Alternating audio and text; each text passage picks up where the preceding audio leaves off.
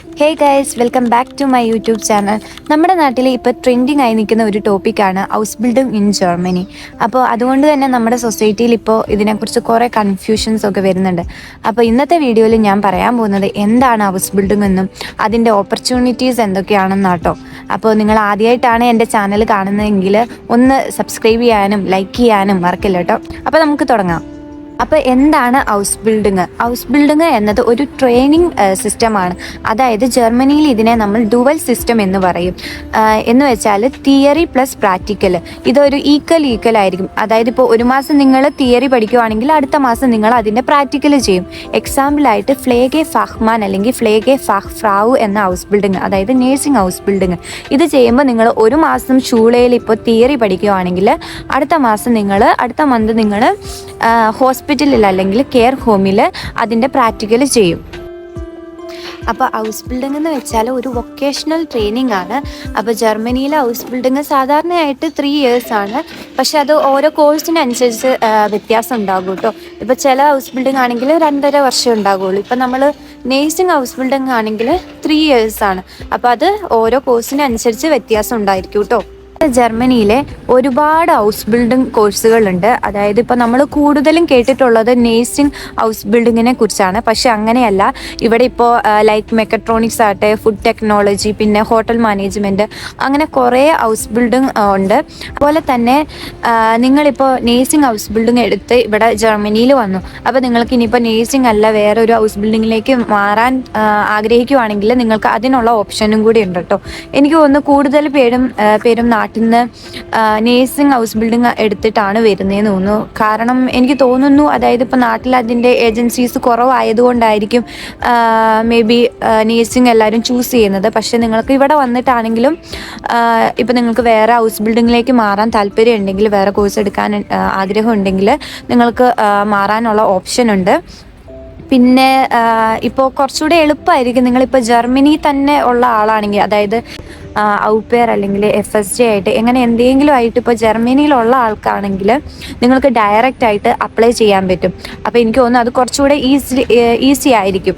നമുക്ക് എന്തൊക്കെ ക്രൈറ്റീരിയാസ് ആണ് ജർമ്മനിയിൽ ഹൗസ് ബിൽഡിംഗ് ചെയ്യാൻ വേണ്ടിയെന്ന് പറയാം. അതായത് നിങ്ങളിപ്പോൾ നമ്മുടെ നാട്ടിൽ നിന്ന് +2 55% മാർക്കും പിന്നെ +2 സർട്ടിഫിക്കറ്റ് ഉണ്ടെങ്കിൽ നമുക്ക് ജർമ്മനിയിൽ ഹൗസ് ബിൽഡിംഗ് ചെയ്യാൻ പറ്റും കേട്ടോ. ഇനി നമുക്ക് വേണ്ട ഒരു ക്രൈറ്റീരിയ എന്ന് വെച്ചാൽ ജർമ്മൻ ലാംഗ്വേജ് സർട്ടിഫിക്കറ്റ് ആണ്. ജർമ്മൻ ലാംഗ്വേജ് B1 അല്ലെങ്കിൽ B2 ലെവൽ വേണം.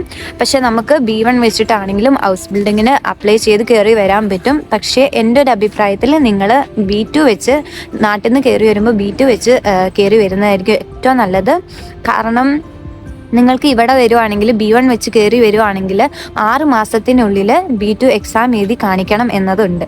അപ്പോൾ അതുകൊണ്ട് എങ്ങനെയാണെങ്കിലും നിങ്ങൾക്ക് B2 വേണം. അപ്പോൾ ഏറ്റവും നല്ലത് B2 വെച്ച് വരുന്നതായിരിക്കും.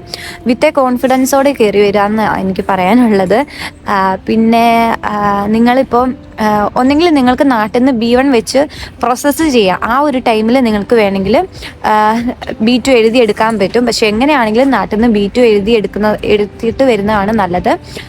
പിന്നെ ഇവിടെ വന്നിട്ടാണെങ്കിലും ഹൗസ് ബിൽഡിങ്ങിൽ നിങ്ങൾക്ക് ഒരുപാട് പഠിക്കാനുണ്ടാവും. അപ്പോൾ അതിൻ്റെ ഇടയ്ക്ക് ഈ ലാംഗ്വേജും കൂടെ കോൺസെൻട്രേറ്റ് ചെയ്യുമ്പോൾ അത്യാവശ്യം എന്താ പറയുക, ബുദ്ധിമുട്ടായിരിക്കും. അപ്പം നാട്ടിൽ നിന്ന് B2 എഴുതിയിട്ട് വരാൻ എല്ലാവരും ശ്രദ്ധിക്കുക. അപ്പോൾ നമുക്കിനി ഹൗസ് ബിൽഡിംഗ് ചെയ്യുമ്പോൾ എത്ര ഗെഹാൾട്ട് കിട്ടുമെന്ന് പറയാം. ഗെഹാൾട്ട് എന്ന് വെച്ചാൽ സാലറി.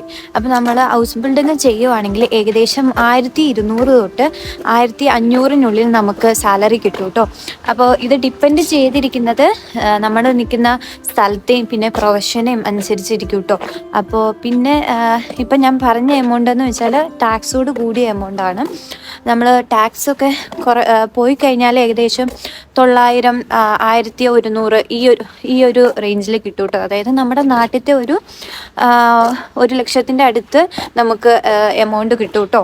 അപ്പം നമുക്കിനി ലിവിങ് എക്സ്പെൻസിനെ കുറിച്ച് പറയാം. ഞാൻ പറഞ്ഞല്ലോ ഈ 900 to 1100 euro എന്ന് പറഞ്ഞില്ലേ, ഇത് എക്സാക്റ്റ് അത്രയും കിട്ടണമെന്നില്ല. അതായത് ഇപ്പോൾ അത് ഓരോ സിറ്റീനൊക്കെ ഡിപ്പെൻഡ് ചെയ്ത് കൂടിയും കുറേയൊക്കെ ചെയ്യും കേട്ടോ. അപ്പോൾ ലിവിങ് എക്സ്പെൻസ് എന്ന് പറയുമ്പോൾ ഇവിടെ ഒരു അപ്പാർട്ട്മെൻറ്റിന് ജർമ്മനിയിൽ ഒരു അപ്പാർട്ട്മെൻറ്റ് ഏകദേശം ഒരു 200 തൊട്ട് 450 യൂറോൻ്റെ ഉള്ളിലാണ്. അപ്പോൾ അതും ഡിപ്പെൻഡ് ചെയ്തിരിക്കുന്നത് സിറ്റീനെയാണ്. നമ്മളിപ്പോൾ ഒരു വലിയ സിറ്റിയിലൊക്കെയാണ് പോയി നിൽക്കുന്നതെങ്കിൽ അവിടെ ഏകദേശം 450 റെൻറ്റ് വരും. പിന്നെ ചില സ്ഥലത്താണെങ്കിൽ 200, 250, 300 അങ്ങനെ ആ ഒരു റേഞ്ചിലായിരിക്കും നമ്മുടെ അപ്പാർട്ട്മെൻറ്റിൻ്റെ കോസ്റ്റ് വരുന്നത്. പിന്നെ പറയാനുള്ളതെന്ന് വെച്ചാൽ ഗ്രോസറീസൊക്കെ ഓരോ പേഴ്സണെ അനുസരിച്ചിരിക്കും. അതായത് ഏകദേശം ഒരു 150, 200 അതിനുള്ളിലൊക്കെ. നമ്മളിപ്പോൾ ഭയങ്കര ചിലവാക്കുന്ന ആളാണെങ്കിൽ അതിൽ കൂടുതൽ പോകും. അപ്പം ഞാനിങ്ങനെ പറയുമ്പോൾ നിങ്ങൾ വിചാരിക്കും, ഓ അത്രയൊക്കെയാണെങ്കിൽ നമ്മൾ എങ്ങനെയാണ് സേവ് ചെയ്യാൻ പറ്റില്ലല്ലോ എന്ന് വിചാരിക്കും. പക്ഷേ ടു ബി ഹോണസ്റ്റ് ആയിട്ട് പറയുകയാണ്, നമുക്ക് അത്യാവശ്യം നല്ലൊരു എമൗണ്ട് നമുക്ക് സേവ് ചെയ്യാൻ പറ്റും. അതേപോലെ തന്നെ നമുക്ക് നാട്ടിലേക്ക് അയക്കാനും പറ്റും. നമ്മുടെ നാട്ടിലേക്ക് ഏകദേശം ഒരു 20,000 അതിൽ കൂടുതൽ അയക്കുന്ന ആൾക്കാരെ എനിക്കറിയാം. അപ്പോൾ നമ്മൾ ഓരോ പേഴ്സണെ ഡിപ്പെൻഡ് ചെയ്തിരിക്കും. നമ്മളിപ്പോൾ ഭയങ്കര ചിലവാക്കുന്ന ആളാണെങ്കിൽ അത്രയൊന്നും പൈസ നമുക്ക് സേവ് ചെയ്യാനും പറ്റത്തില്ല, നാട്ടിലേക്ക് അയക്കാനും പറ്റത്തില്ല. പക്ഷെ നമ്മൾ അത്യാവശ്യം പൈസ സേവ് ചെയ്യാൻ ശ്രമിക്കുന്ന ഒരാളാണെങ്കിൽ നമുക്ക് അത്യാവശ്യം നമുക്ക് ഇവിടെ ചിലവാക്കാനും അതേപോലെ തന്നെ നാട്ടിലേക്ക് അയക്കാനും സേവ് ചെയ്യാനും ഒക്കെ പറ്റും കേട്ടോ. അപ്പോൾ ഇനി ഞാൻ പറയാൻ പോകുന്നത് നമ്മൾ ഹൗസ് ബിൽഡിങ് ചെയ്യുമ്പോൾ ഉള്ള ഓപ്പർച്യൂണിറ്റീസിനെ കുറിച്ചാട്ടോ. നമ്മുടെ നാട്ടിൽ ഇപ്പോൾ നമ്മളൊരു നേഴ്സിംഗ് ചെയ്യാമെന്ന് വിചാരിക്കും. ഏകദേശം നേഴ്സിംഗ് പഠിക്കാനാണെങ്കിൽ ഏകദേശം നാട്ടിലെ ഒരു 10 ലക്ഷം രൂപയെങ്കിലും ആകും. അപ്പോൾ നമ്മുടെ നാട്ടിലിപ്പോൾ നേഴ്സിംഗ് പഠിക്കുവാണെങ്കിൽ തന്നെ നമ്മൾ പിള്ളേർ ലോണൊക്കെ എടുത്തിട്ടായിരിക്കും ഈ 10 ലക്ഷമൊക്കെ മുടക്കിയിട്ടായിരിക്കും പിള്ളേർ പഠിക്കുന്നത്. അത് കഴിഞ്ഞ് ഈ 4 വർഷം പഠിച്ചു കഴിഞ്ഞിട്ട് കിട്ടുന്ന പൈസ എന്ന് വെച്ചാൽ ഏകദേശം ഒരു 7,000, 10,000, 12,000 അത്രയും രൂപയാണ് നമുക്ക്. അതും അത്ര കഷ്ടപ്പെട്ട് പണിയെടുത്ത് പഠിച്ചു കഴിഞ്ഞിട്ട് കിട്ടുന്ന എമൗണ്ട് എന്ന് പറഞ്ഞാൽ ഇതാണ്. അപ്പോൾ അതേസമയം നിങ്ങൾ ജർമ്മൻ ഭാഷ പഠിച്ച് ജർമ്മനിയിൽ ഒരു ഹൗസ് ബിൽഡിങ് ചെയ്യുവാണെങ്കിൽ നിങ്ങൾ പഠിക്കുന്ന ടൈമിൽ നിങ്ങൾക്ക് ഏൺ ചെയ്യാൻ പറ്റുന്നുമുണ്ട്. നിങ്ങൾ ഇൻഡിപെൻഡൻ്റ് ആകും. നിങ്ങൾക്ക് വീട്ടിലേക്ക് പൈസ ഓരോ മാസം ഞാൻ പറഞ്ഞല്ലോ 20,000 അത്ര എമൗണ്ട് വെച്ച് നിങ്ങൾക്ക് നാട്ടിലേക്ക് അയക്കാനും പറ്റും.